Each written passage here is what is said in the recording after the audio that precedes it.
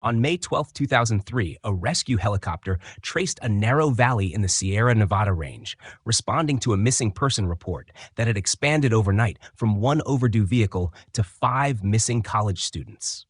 The aircraft circled above a remote section of Inyo County, where a white SUV had last been detected on a traffic camera 3 days earlier. There was no signal, no sign of movement, and no trace of human presence. When ground teams arrived hours later, they found tire marks ending abruptly at the tree line, as if the vehicle had been lifted from the earth. The surrounding area showed no indication of struggle, only silence. That morning, the incident was logged as Case 03571, later renamed the Sierra Nevada Disappearance. Initial reports described the group as senior environmental science students from Oregon State University conducting a field project on deforestation and illegal mining practices. Their names were entered sequentially into the missing persons database: Ethan Cole, Marcus Hale, Ryan Porter, Naomi Wells, and David Lynn. Their professor confirmed the project's objective: to document evidence of unlicensed excavation in restricted parkland. The team's last email was sent on May 8th, containing coordinates, a digital route plan, and the line, "If anything looks wrong, we record it." When the SUV failed to return, families contacted local authorities. By the time a formal search began, the weather had changed. Dense fog filled the valleys, complicating visibility. Investigators from the Inyo County Sheriff's Office arrived at the presumed starting point, an abandoned trail near Whiskey Creek. The dirt path was blocked by a rusted chain gate and a fading sign that read, "Federal Property Access Restricted." No footprints were visible beyond the barrier. The forest floor appeared undisturbed, except for a single piece of fabric caught on a wire fence. Later analysis confirmed it belonged to a backpack strap matching one of the missing students. Inside the gate, officers found remnants of heavy vehicle tracks. The impressions were deep, irregular, and recently made. Samples of oil residue were collected and tested. The composition matched industrial equipment, not passenger cars. The finding contradicted public records. No active construction permits had been issued in that region for 4 years. The official logbook noted the anomaly, but did not assign cause. On the second day of the operation, a volunteer rescue worker discovered a notebook half buried near a creek bed, its pages soaked and torn. Only one legible line remained. "Lights again last night, closer." The handwriting was later identified as belonging to Ethan Cole. The rest of the notes were illegible, but the final page contained a blurred timestamp, May 10th, 11:47 p.m. The notebook became the first physical evidence placing the students beyond their planned route. Federal agencies soon joined the search. Drones and canine units swept the area for a week. No further materials were found. By May 20th, the operation was reduced to limited patrols. The final incident report stated that environmental conditions, isolation, and human error were the most probable causes. The families refused to accept that explanation. They demanded an extended search and federal oversight, citing the unaccounted vehicle tracks and the destroyed gate as proof of outside interference. By the end of the month, Case 03-571 was transferred to the Federal Bureau of Investigation under the Missing Persons Division. An internal memo described inconsistencies in terrain mapping and unauthorized mechanical activity. Surveillance footage from the Lone Pine Highway toll station, the last known image of the students, was enhanced for clarity. It showed the group's SUV heading east toward a decommissioned mining district. In the driver's seat was Marcus Hale, appearing calm. In the passenger seat, Naomi Wells turned briefly toward the camera. Her face was illuminated by dashboard light. She was holding a video camera. The timestamp read 5093:042 a.m. 3 days later, that same vehicle was gone. No tire marks, no crash site, no bodies. Only the faint line of oil stains curving into the trees and stopping where the ground sank into shadow. What began as a simple academic project was now the first stage of a federal investigation. An investigation that, for nearly 2 decades, would fail to find a single trace of the 5 who vanished into the Sierra Nevada. The recovered timeline established the group's movements in the days before they vanished. On May 7th, Ethan Cole submitted the team's travel itinerary through the university server. The plan included a detour to an unmarked sector west of Mount Baxter, identified only by a coordinate string copied from an online forum discussing nighttime engine noise in the Sierra Corridor. The following day, Cole purchased an additional hard drive, a handheld GPS, and 4 lithium batteries from a store in Corvallis. Surveillance video confirmed he was accompanied by Naomi Wells. She appeared withdrawn, avoiding eye contact. Their departure on May 9th was recorded at 5:20 a.m., the SUV leaving campus loaded with equipment labeled Environmental Survey. At 10:42 a.m., a credit card registered to Marcus Hale was used at a gas station outside Bishop, California. The clerk later confirmed 5 individuals were present. That was the last verified human sighting. According to the recovered email drafts on Cole's laptop, their project had evolved from a student film to an independent investigation. He wrote, "There's something off about that site. It's marked inactive, but machinery is still there." The message was never sent. Investigators reconstructed the vehicle's route from fragmentary GPS logs that uploaded automatically during intervals of weak signal. The coordinates formed a path diverging from established park roads, following the bed of an old logging track and ending in a blank section of federal topographic maps. The path cut through an area previously leased to Crown Ridge Mining, a company cited for environmental violations and closed in 1999. No official record showed the land had been reclaimed. When the search team first visited the area, they found the perimeter fenced with corroded metal sheets and warning signs bleached unreadable. A section of the fence was forced open from the outside. Analysis of soil samples from tire impressions showed a composite of diesel soot, engine lubricant, and hydraulic fluid. The report noted that this combination matched mid-scale excavation equipment. Internal correspondence between local deputies and the Bureau of Land Management expressed concern that the location might still be in use for unlicensed extraction. The message was marked sensitive, do not disclose. The information never reached the families. Evidence recovered from the site included a broken camera mount, a crushed solar charger, and a partially burned notebook fragment reading, "If we record enough, maybe it will matter." Forensic ink testing confirmed the line was written less than 48 hours before the disappearance. In the months that followed, fragments of psychological context emerged from interviews with the students' relatives. Ethan Cole was described as ambitious but impulsive, frustrated with what he called academic stagnation. Naomi Wells had been on antidepressant medication and recently stopped without supervision. Ryan Porter had military experience and a tendency toward distrust of authority. Each profile outlined a pattern of restlessness. The investigation concluded that their shared disillusionment with institutional systems may have influenced their decision to enter an unauthorized zone. Despite speculation of foul play, the official narrative framed the disappearance as a misadventure driven by academic overreach and poor judgment. The file was sealed with minimal follow-up. Public interest declined rapidly after the summer term ended. The remaining pages of the report contained a list of unprocessed evidence awaiting classification: one strip of film negative, an audio recorder without batteries, and a torn section of cloth bearing traces of iron oxide. None of it was tested further. By late autumn, the case had already settled into silence. But in the internal notes of the field technician assigned to the search, one final observation appeared. The forest floor was intact. No sign of struggle. No sign of exit. The technician underlined the last 3 words twice before closing the log. Months later, that same page would be cited as the psychological baseline for the file. Every trace indicated that the 5 students had gone willingly beyond the perimeter, into a zone that should not have existed, leaving behind only fragments of preparation and intent.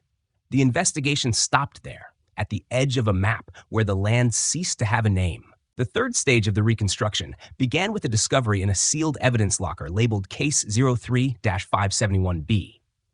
Inside was a weathered memory card retrieved from the university's archives, logged but never analyzed. When processed, it contained a fragment of footage recorded on May 9th at 10:08 a.m., approximately 4 hours after the group's departure from Bishop. The video showed the SUV traveling along a dirt corridor, sunlight flickering through the windshield. The GPS screen was visible for 3 seconds before the frame blurred, Its coordinates matched an area west of an inactive quarry listed under Crown Ridge Mining. The engine noise shifted in rhythm, and then the camera cut abruptly. That was the final timestamp before all signals ceased. Investigators correlated the footage with weather satellite data. Conditions had been stable, temperature moderate, visibility high. No environmental factor could explain the signal blackout that followed. Telecommunications logs revealed that the nearest cellular tower registered a sudden interference pulse lasting 8 minutes. The cause was unidentified. In the margin of the Bureau's internal summary, an agent wrote a note, "Electronic suppression consistent with industrial frequency jammer." The annotation was crossed out before the report was released. The team's psychological profiles, once viewed as academic background material, were reassessed. Analysts from Quantico Behavioral Division concluded that the group dynamic exhibited a pattern of escalating fixation. Cole's leadership was defined by control through evidence. Hale was pragmatic but compliant. Porter sought verification through confrontation. Wells documented but detached. Lynn maintained neutrality. Collectively, they functioned as an organism driven by purpose rather than caution. The behavioral summary stated, they believed discovery would equal validation. Risk perception diminished progressively. Further evidence surfaced from a local maintenance worker who had filed an unsigned report 3 weeks after the disappearance. He described hearing mechanical sounds at night from the decommissioned quarry, like drilling or pounding metal. His statement was never followed up. In later years, that omission would become the central point of criticism toward the original investigation. Forensic teams eventually reached the coordinates derived from the video. The approach path was obstructed by collapsed fencing and discarded fuel drums. No bodies, equipment, or identifiable debris were found. Yet, soil compression scans revealed traces of multiple heavy vehicles, including one set of parallel tracks consistent with an excavation loader. The tire depth indicated activity less than 48 hours prior to the group's estimated time of arrival. The conclusion was immediate but unstated. Someone had been operating inside restricted federal property during the same window the students vanished. The report's tone shifted after that discovery. Terms like misadventure and environmental hazard were replaced with possible interference, third-party presence, and non-disclosure compliance.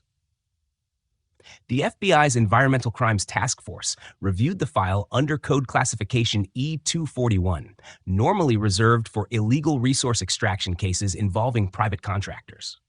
Documentation of that review remains partially redacted. Internally, analysts began mapping emotional patterns drawn from the recovered notes. The fragmented handwriting from Ethan Cole's notebook included the phrase, "They said no one comes here anymore." The handwriting faltered midway through the sentence. Experts later described it as indicative of elevated stress or environmental pressure. In another torn section, Naomi Wells had written, "Recording helps me breathe." The line became emblematic of the case, proof of human awareness against institutional silence. Despite these details, the official statement to the media remained unchanged. 5 students presumed deceased due to exposure, terrain instability, and disorientation. Behind closed doors, however, federal supervisors halted all field operations indefinitely, citing jurisdictional ambiguity. All collected artifacts were transferred to a classified storage unit in Sacramento. Years later, when the investigation reopened, that phase, spanning May 9 to May 12, was designated the blind interval. No physical remains, no verified transmissions, no confirmed sightings. Only traces of machinery, buried coordinates, and the psychological residue of 5 young researchers who crossed a perimeter drawn to keep others out. The gap in evidence would define the case for decades, a blank zone in the record where time itself seemed to have stopped. 7 years after the disappearance, the case reemerged by accident. In September 2010, a road maintenance worker clearing debris after a storm uncovered a section of metal embedded in the soil near the old Crown Ridge access route. It was the roof of a white SUV, half collapsed, buried beneath layers of sediment and pine roots. The vehicle's identification number matched the missing Oregon State field team. The cabin was empty. No clothing, no documents, no human traces. In the glove compartment lay a sealed plastic pouch containing a Sony DCR TRV digital camcorder. Its battery had corroded, but the internal tape remained intact. Forensic technicians reconstructed the footage at the Sacramento Evidence Lab. 7 hours and 22 minutes of data survived, recorded intermittently between May 9th and May 12th, 2003. The initial frames displayed standard field documentation: tree density, soil pH readings, topographic measurements. At hour 4, the footage shifted. The images became unsteady, framing distorted landscapes, rapid panning, and streaks of artificial light against darkness. The final 40 seconds captured a moment of impact. The camera fell sideways, lens half covered in dirt, showing flickers of motion: an arm, a helmet, the glint of a reflective visor. The sequence ended in static. Digital analysis by the FBI's Image Forensics Unit isolated 15 frames showing a male figure wearing a yellow construction helmet and industrial overalls. The frame sequence was enhanced through facial recognition software. Comparison with federal employment records produced a 92% match to Thomas Yates, a former machinery operator for Crown Ridge Mining. Yates was the same individual who had reported the vehicle's discovery. The statistical correlation was marked probable identity, and the file was sealed under Federal Classification Code 017. When investigators questioned Yates, he stated he had never seen the group before. His employment history placed him at Crown Ridge until late 2003, after which he relocated to Fresno and worked under various subcontracting companies. Financial records indicated that, 2 months after the case's initial closure, Yates received an unexplained transfer of $45,000 from a corporate entity later identified as a dormant subsidiary of Crown Ridge. The payment reference line read, "Equipment Disposal." Internal memoranda among field agents expressed doubt regarding Yates's testimony. One officer noted behavioral irregularities during questioning: absence of effect, lack of startle response, and controlled respiration. The profile review classified him as emotionally neutralized. Surveillance was initiated but yielded no anomalies. The rediscovered tape was analyzed frame by frame. Environmental audio captured the hum of machinery and a low rhythmic metallic strike consistent with hydraulic drilling equipment. No such machinery had been registered within federal jurisdiction at that time. Geospatial triangulation based on echo patterning placed the sound source within 800 meters of the old Crown Ridge site. Cross-reference with mining permit archives confirmed that all activity there had been legally suspended since 1999. The revelation forced the FBI to reopen the Sierra Nevada file.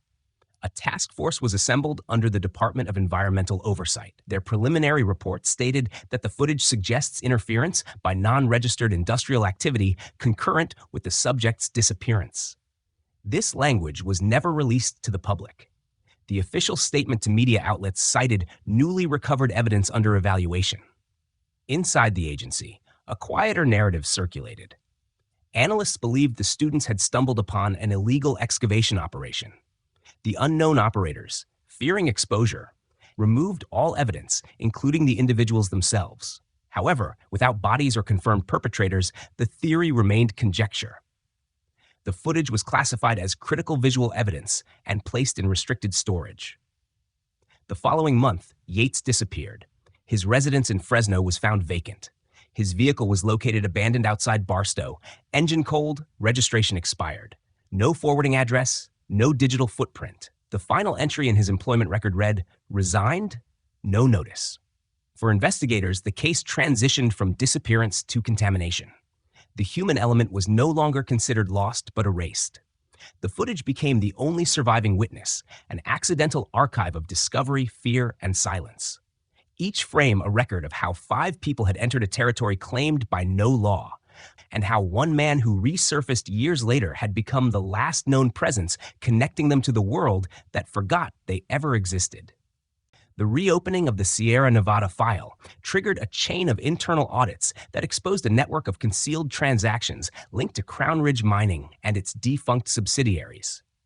Financial tracing revealed that between 2002 and 2004, over $2 million had been routed through shell corporations registered in Nevada and Delaware. The funds were labeled as equipment storage and waste disposal expenses. No corresponding inventory existed. Among the listed recipients was Thomas Yates, whose payments correlated with the period immediately following the disappearance of the 5 students. Investigators identified a secondary recipient, Western Asset Development, a company dissolved in 2006 with no listed employees and no physical address. Federal auditors discovered that Crown Ridge's closure had been superficial. Underground operations had continued covertly under federal land leases that were never properly terminated. Machinery logs recovered from storage units in Fresno indicated that hydraulic drills, ventilation systems, and industrial generators had been in active use years after official decommissioning. The units bore serial numbers matching the metallic residue sampled near the buried SUV. The forensic congruence reached 98%. Attention shifted toward Yates. Surveillance footage from 2009 placed him near an abandoned logistics yard outside Mojave, off Interstate 14, the same corridor used for transporting mining equipment during the 1990s. Satellite imagery taken that year revealed a convoy of unmarked trucks entering the restricted corridor at 2:13 a.m. The registration tags were deliberately obscured. The footage was never released publicly, but within the agency, it was treated as indirect confirmation of an ongoing operation designed to erase evidence of earlier activity. The Behavioral Division compiled a psychological profile of Yates. His records showed a pattern of occupational isolation, low affect, and tolerance for high-risk environments. Notes from colleagues described him as methodical, detached, and incapable of emotional alignment. The analysis concluded that he was likely aware of the students' presence and may have participated in containment or removal under contract pressure. The wording avoided the term murder, but the implication was clear. A secondary witness emerged. Charles Morton, a former logistics supervisor for Crown Ridge. He provided an unsigned affidavit stating that in early May 2003, Yates had requested access to the old shaft at Sector 7, an area sealed after multiple cave-ins. Morton recalled Yates transporting a covered load in the back of his truck, roughly human length, secured under a tarpaulin. When questioned about it, Yates gave him an envelope containing cash and a note reading, "Nothing here matters." Morton resigned 2 weeks later. His statement was attached to the case under sealed classification. By late 2011, pressure within the Bureau grew to issue a formal indictment. Yet jurisdictional disputes between environmental and criminal divisions delayed progress. The case became a bureaucratic stalemate. Every request for excavation of the old mining tunnels was denied on grounds of geological instability. Field photographs taken by reconnaissance drones showed partial cave-ins, metal reinforcement beams, and sealed entrances reinforced with concrete poured post-2003. Someone had buried the site deliberately. The psychological effect on the investigation team deepened. Agents described the sense of pursuing something that resisted existence, a disappearance that felt engineered rather than accidental. In internal debriefs, one analyst referred to the case as an absence built with precision. The phrase was later cited in academic literature on environmental crime and moral disengagement.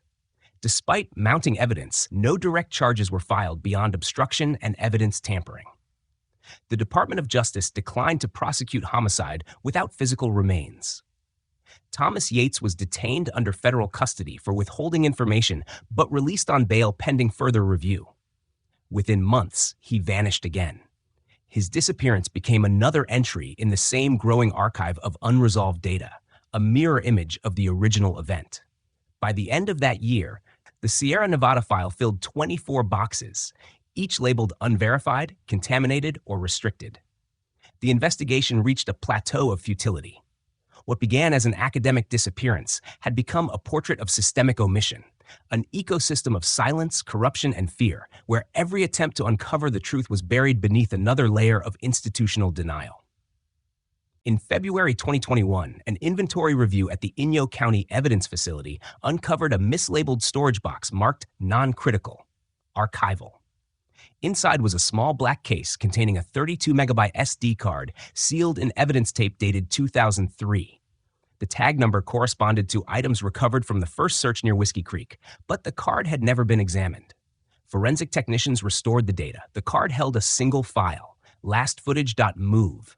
time-stamped May 15, 2003 at 03:42 a.m. The video opened with static, followed by the flicker of a flashlight beam moving erratically through darkness. The image stabilized on a young woman identified as Naomi Wells. Her face appeared pale under the narrow light, eyes fixed beyond the frame. Her breathing was shallow, voice-controlled. She began a log entry, stating the date and the condition of her group.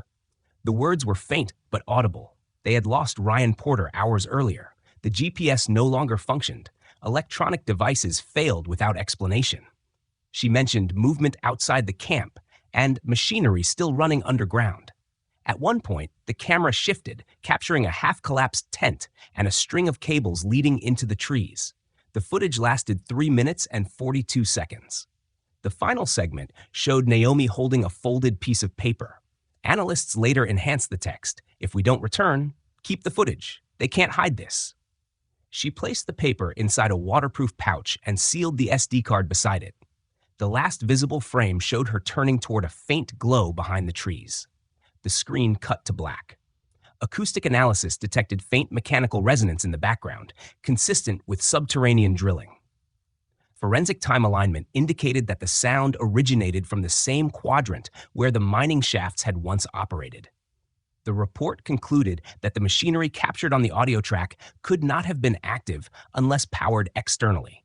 No power lines or generators were found during the original searches.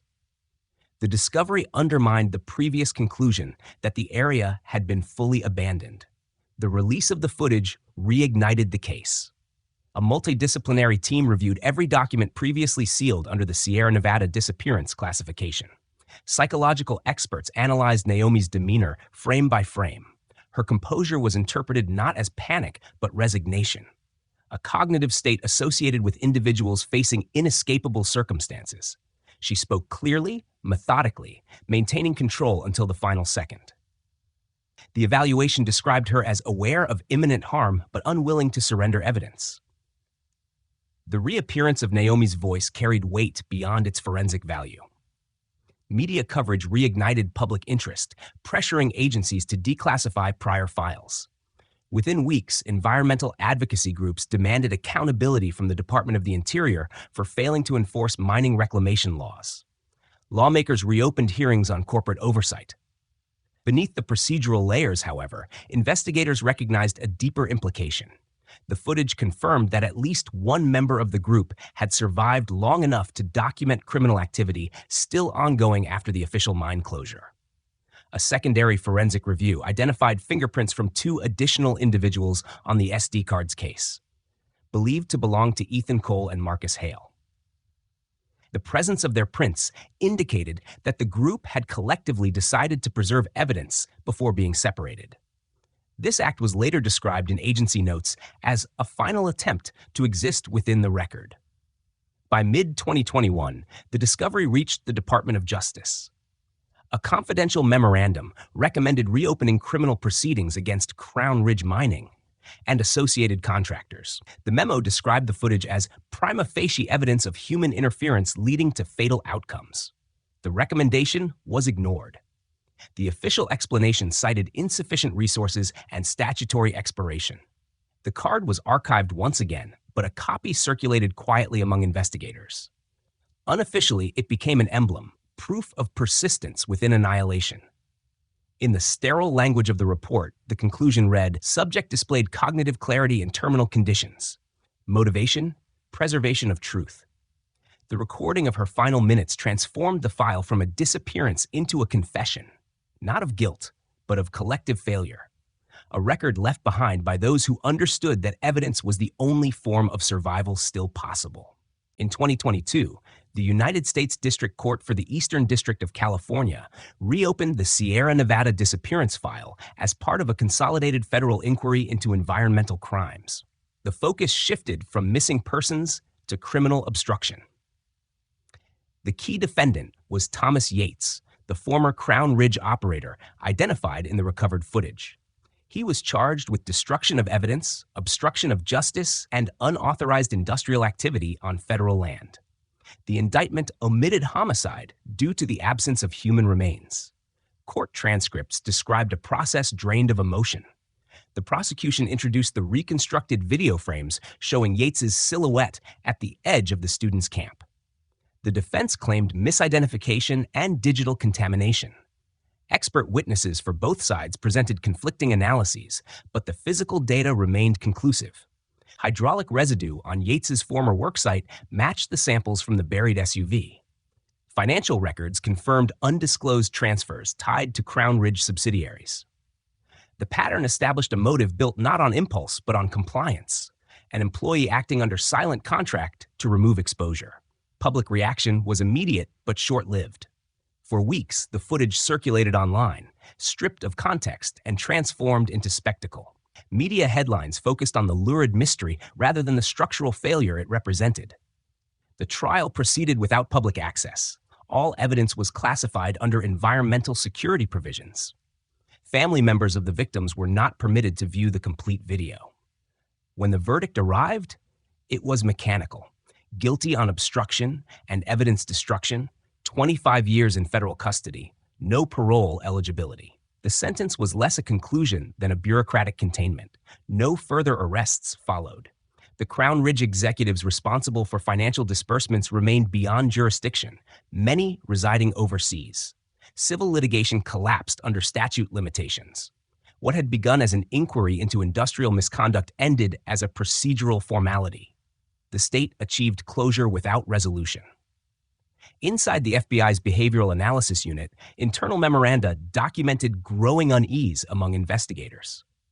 The case had revealed not a single perpetrator, but an ecosystem of compliance, a structure where every participant functioned as a replaceable part. Analysts compared the phenomenon to systemic amnesia, a process through which institutions erase evidence of their own negligence by fragmenting accountability until no single point remains visible. The disappearance of 5 students was no longer viewed as an isolated event, but as a predictable consequence of such design. Yates's personal condition deteriorated after sentencing. Prison records described him as compliant, expressionless, maintaining prolonged silence. He refused psychological evaluation. When questioned about the missing individuals, he offered no acknowledgement, only the repetition of procedural phrases, "Not my responsibility." Within a year, he was transferred to a federal facility in Arizona. After that, documentation ceased. His file ended with a notation, "Incarcerated, unavailable for further statement." The agencies involved in the investigation gradually withdrew. Funding expired, units reassigned. The remaining evidence was cataloged and placed under long-term storage at the National Archives branch in Riverside. The official closing report summarized the outcome in a single paragraph. Due to the absence of physical recovery and verified confessions, the Sierra Nevada incident remains an unresolved disappearance case. No additional investigative avenues remain open. Yet within internal circles, the meaning of the footage persisted. Analysts replayed Naomi Wells's recording during training seminars as an example of cognitive resilience under terminal stress. Legal scholars cited the case in debates about the failure of environmental oversight. Every department saw in it a reflection of its own limitations, a reminder that systems built to record truth are often designed to forget it once recorded. By the time the file was sealed for the final time, the event had been reduced to metadata, dates, coordinates, evidence tags. The human dimension was no longer measurable. The Sierra Nevada case became an entry in the annual Justice Report under the category Unresolved Environmental Casualties. What remained was silence, ordered, documented, and complete. In the years that followed the verdict, the Sierra Nevada disappearance receded from public memory. By 2025, it was no longer categorized as an active investigation, but as a historical anomaly. The digital files were reduced to compressed archives within the Department of Justice's closed database, accessible only by clearance code. The physical evidence, 37 containers of soil, camera fragments, notebooks, and the recovered SD card, was transferred to the federal storage facility in Riverside, classified under long-term restricted retention. No additional excavation permits were granted. The forest sealed itself over the ground once disturbed.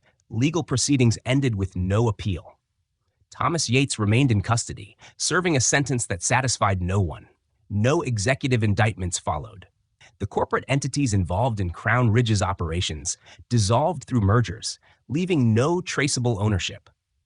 The Department of the Interior released a statement acknowledging administrative oversight in land supervision, but denied culpability in any criminal act. The state's acknowledgement of responsibility became an act of erasure, an official translation of tragedy into paperwork. Families of the missing students settled into parallel forms of silence. Ethan Cole's father submitted annual petitions requesting the case be reopened. All were denied. Naomi Wells's mother organized a memorial in Portland each May, placing 5 empty chairs beneath a banner that read "Unreturned." Attendance dwindled. Grief became maintenance. Every year, the reminder arrived, and every year it passed without change. The system had accepted their absence as permanent. Within law enforcement circles, the case lingered as a cautionary lesson. It represented the collision between curiosity and institutional denial, the predictable failure of oversight when moral responsibility was replaced by procedural compliance. Internal memoranda from the Environmental Crimes Task Force circulated quietly among new recruits. Truth does not disappear. It is buried under policy until it suffocates. Those words, unsigned, became the only unofficial epitaph of the file. In 2023, the site of the original investigation, an unmarked slope above Whiskey Creek, was converted into a restricted wildlife zone. No plaque, no official marker. Yet each spring, an anonymous visitor left a white chrysanthemum and a small flashlight on a rock near the fence. The objects were never removed. Rangers noted their presence in routine patrol logs, unremarked but consistent. Psychologists studying the case described it as an example of institutional detachment syndrome, a pattern in which human loss becomes data, moral consequence diluted into statistical closure. The agents who once pursued the case reported recurring symptoms of fatigue and intrusive recollection. Several left federal service within 2 years of the trial. In their exit interviews, they described the same impression, that the case had never truly ended, only been absorbed by the system it had exposed. In academia, the footage recorded by Naomi Wells entered environmental ethics curricula under the title Document 15-03. It was analyzed not for its visual content, but for what it implied, an attempt to record truth at the boundary of disappearance. Students debated whether her calmness represented acceptance or defiance. Professors referred to it as the last ethical act. By late 2024, the last administrative memo regarding the case was issued. All investigative avenues exhausted. Recommend permanent closure. It carried no signatures. After that, no official mention appeared again. The forest remained silent, the mine sealed beneath reinforced concrete, the coordinates erased from federal maps.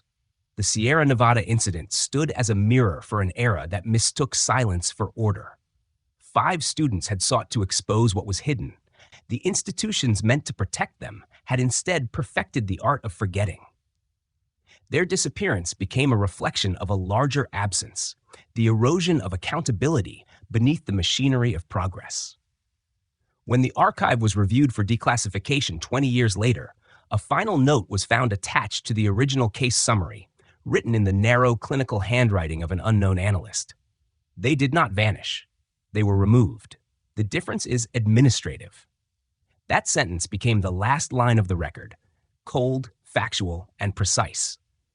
It contained within it the entire weight of the story, the price of knowledge, the ruin of moral certainty, and the permanence of silence when truth crosses the boundary of convenience.